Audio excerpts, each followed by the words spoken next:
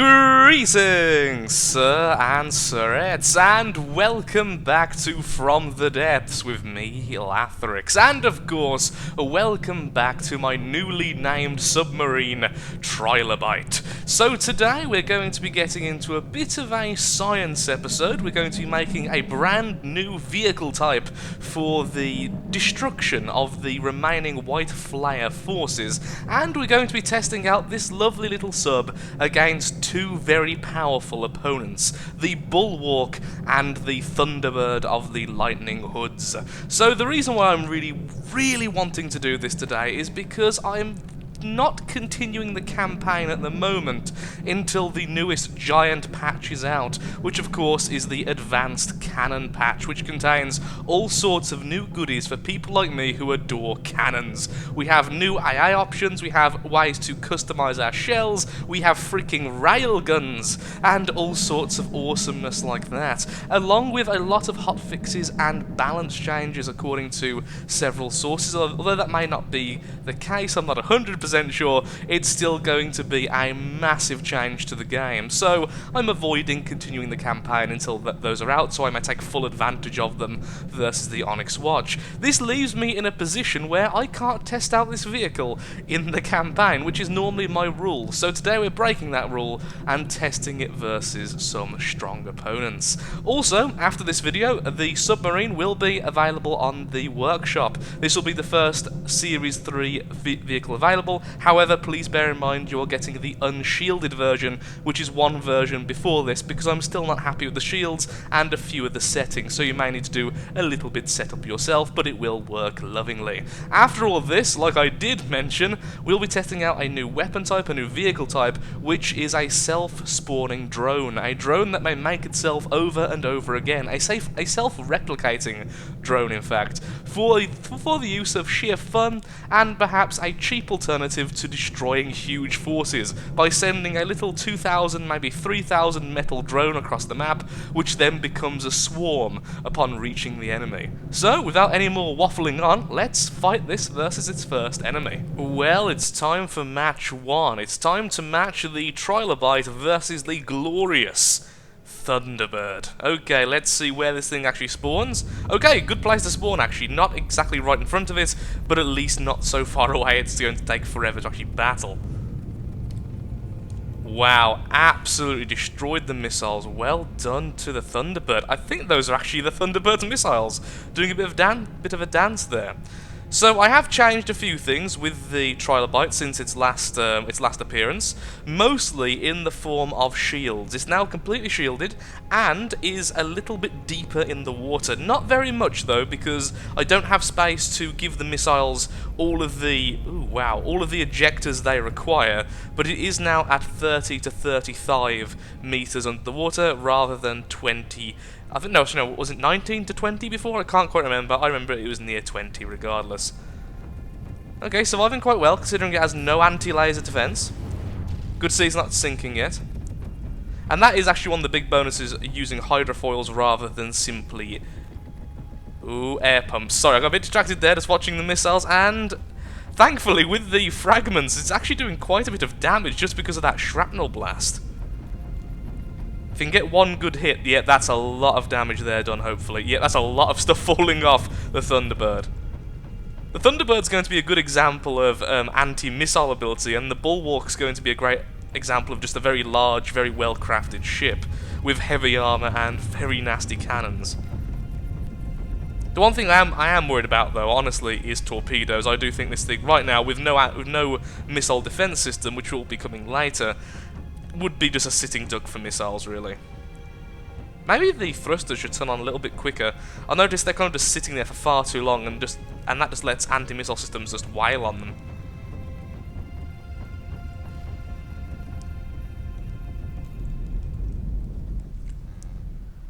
I thought this would be decided a little bit faster, honestly.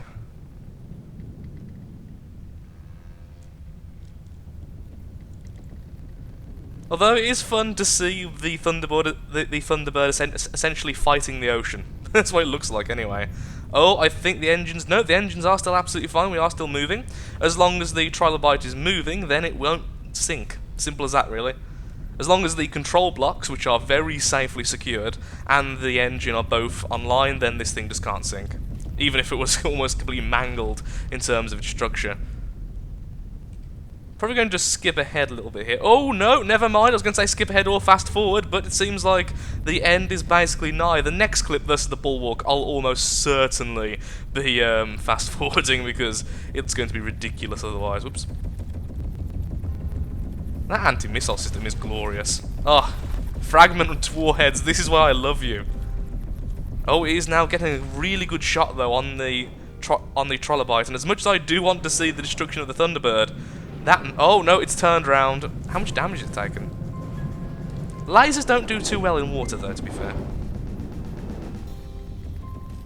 Yeah, now it's just sitting here, I think. It's pretty safe to say that the sub's going to be the victor.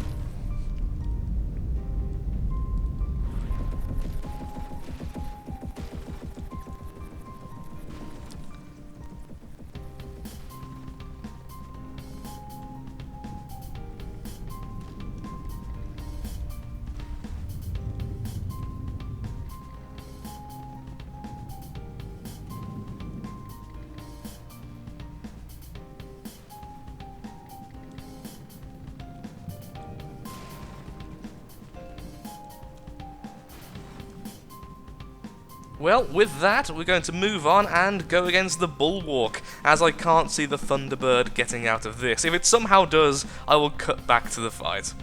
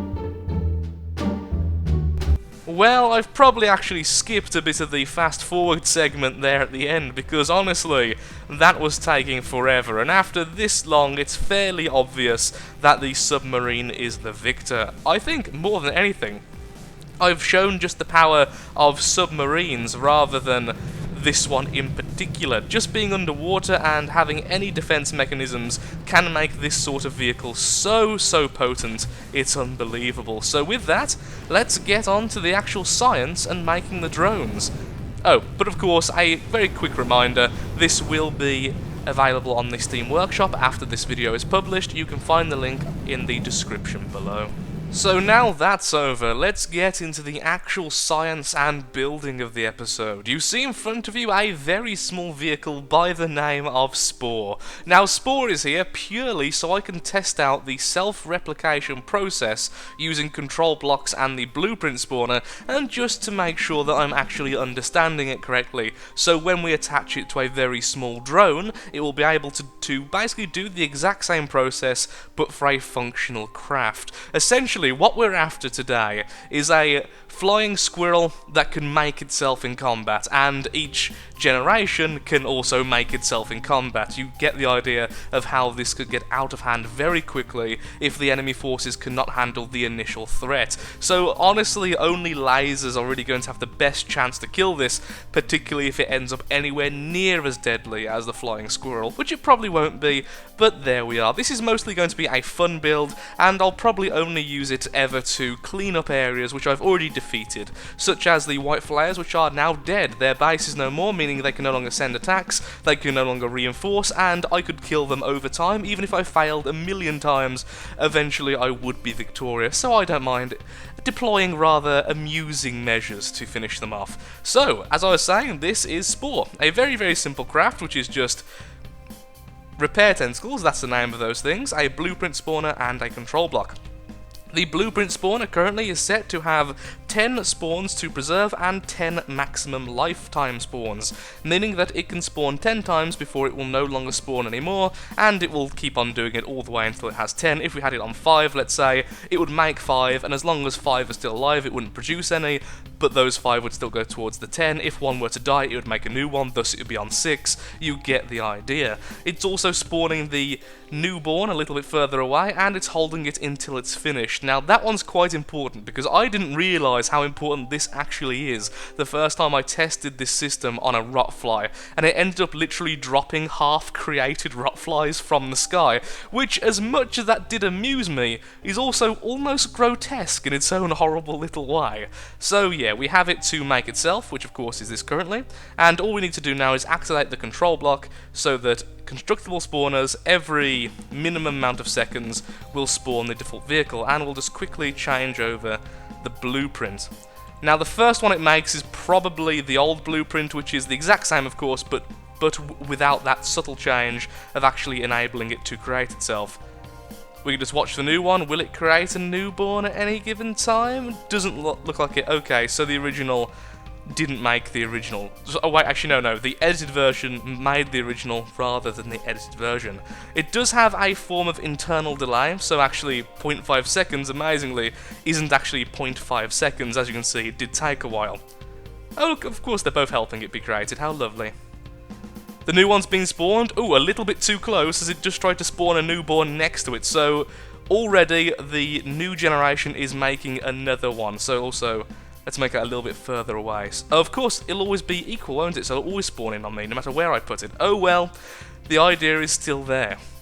So we currently have 4. Oh, there comes a new one already. It does take a little while, doesn't it, for these to actually be made? I wonder if that's something to do with the control block, if I've done wrong, or is it just there is actually an internal delay? Either way, this does get out of hand remarkably quickly. It seems slow to start off with, but as you can imagine, each time one's made, it's going to make 10, and each one of those is going to make 10, and imagine all of these currently firing missiles or some form of small cannon, particularly with the advanced cannons coming soon.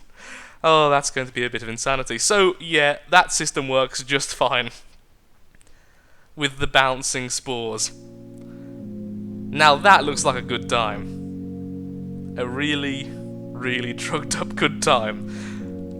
Well then, let's start making a vehicle. Be right back once I've restarted the designer so we don't have infinite of these things just bouncing around. Okay, so I couldn't resist letting this go for a little bit longer. We are now at 470 and rising rapidly, which looks something like this. So here is the problem. The CPU usage from this is absolutely insane, to the point where it does threaten to crash the game at any given time. So I may need to actually rethink the idea about the very small vessel, but for now we'll continue with it. Yeah, how many is it now? 607? Okay, back in a second, actually making a drone. Now the science is done, and the testing of the sub is done, let's get into the building. Yes, this is probably the most segmented episode I've ever actually done. Okay, so engine block. What we need to do first is figure out a small and decent engine, least powerful enough for 3 normal thrusters. Now, I'm actually not sure how much power a normal thruster takes, so perhaps we should do that first, but I would rather test out the engine, try to figure out what's the smallest we can actually make this thing. Okay, so we have a crankshaft. Let's try 3. I don't think I'd want the engine any longer than 3 after the block itself, and of course we're going to need cylinders. Now, I don't want it to be too tall, so let's stick with only cylinders on the side. We'll have the top for the carburetors and the engine's own fuel tanks. So there we are, 3 of those, and let's go 1, 2, 3. 17 power. That's not actually terrible, to be honest. That could be a lot worse. Now I would say let's put the carburetors here. Sorry, the superchargers here. However, that would of course actually be stronger, amazingly. Okay. So the question is, can we do it possibly like this then? Have the fuel tanks like that, then have that there. No, because of course these need to actually attach to the cylinders themselves, don't they? Silly me. Then how about, like this? And then have the, oh, because that won't attach to 2. No, that's wrong as well, but we're getting there.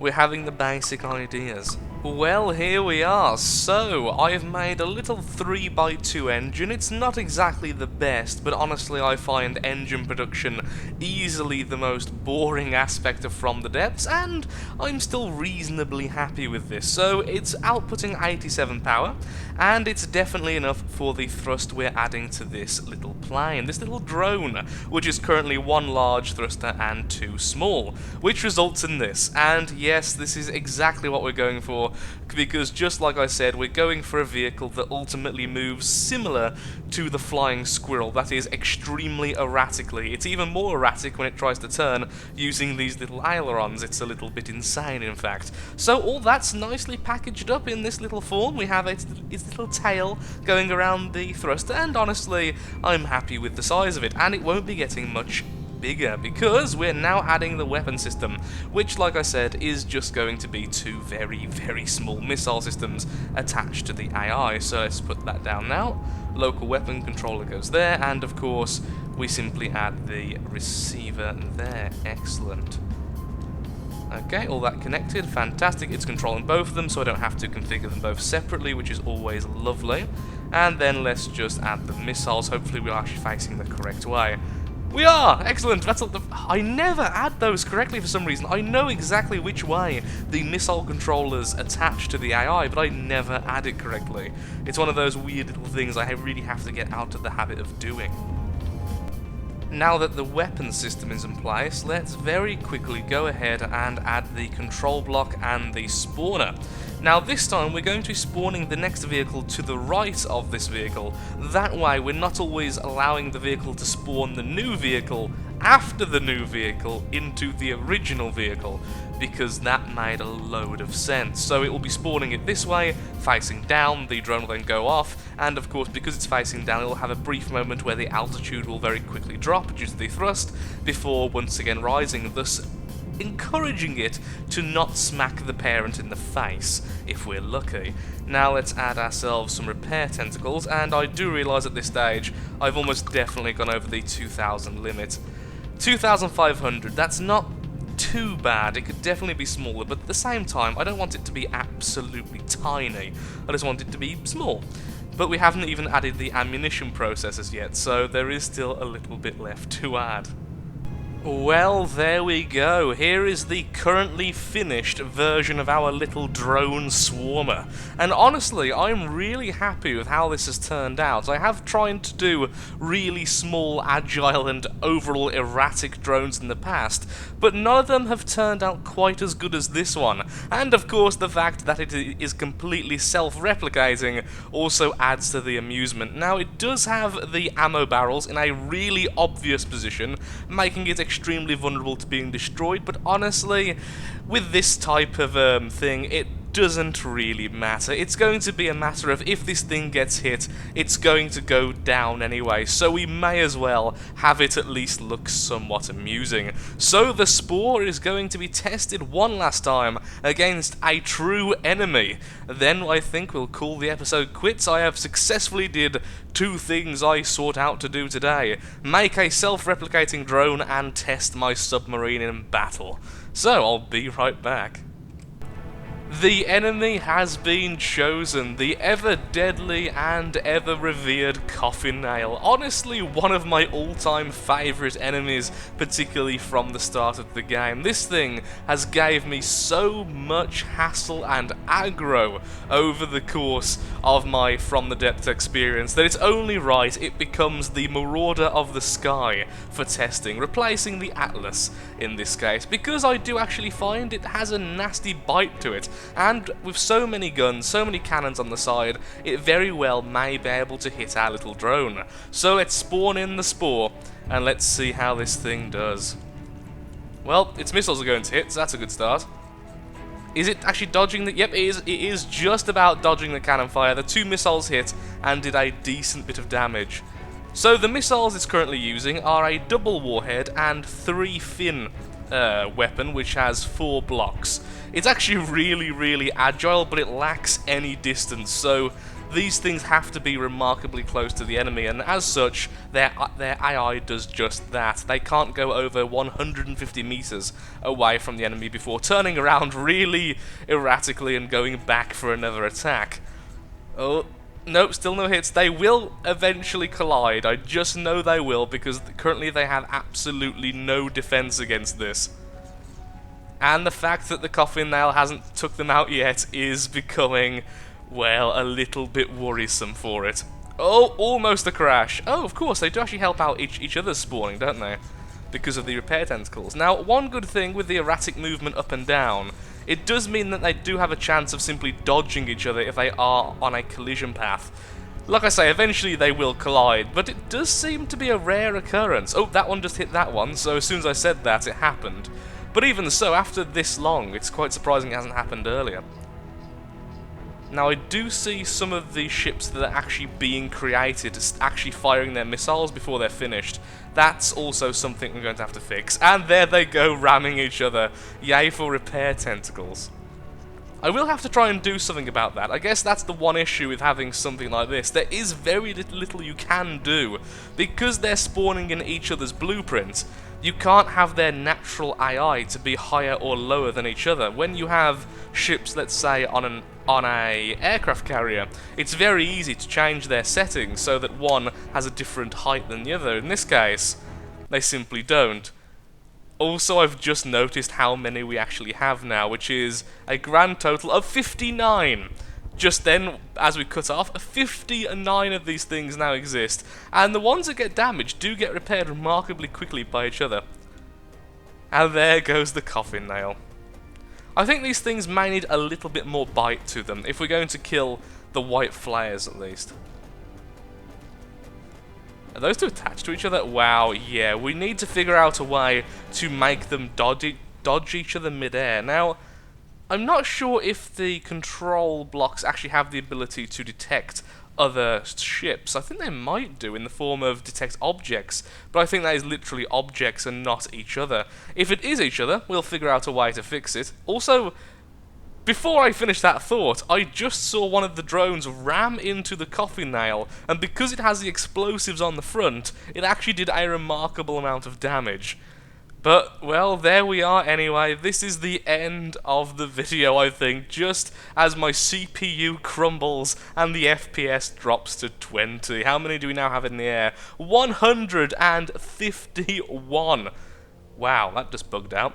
Well, that's why you tend not to do this. Okay, so I'll probably be going back to the drawing board a little bit. Probably be making slightly bigger drones with a slower remaking ability, because at the moment this has got out of hand a little bit too fast and the lag will be real. I can see it crashing the game at some stage, but overall, really happy with it. So, oh, I really should finish that thought. Sorry, my brain is all over the place right now. It's very late at night. So the thought I was having was, you can have control blocks detect objects, but I'm not sure if that does count as other vehicles as well. If it does, it wouldn't be all that difficult to at least add perhaps some basic propeller system, some basic helicopter system, which will enable the drones to dodge other drones if they get too close by simply forcing the thing to go higher or lower when it's within a certain distance of each other. So that's something I will have to think about, because quite a few of those drones were annihilated by each other, and are continuing that pattern. We're now on 264. Okay, well, thank you so much for watching. If you have enjoyed today's episode, then of course, likes, favourites, shares, comments, all that good stuff helps out me, helps out the channel, and most importantly, shows that From the Depths is a series you wish to see continued in the future. Thank you again, and goodbye.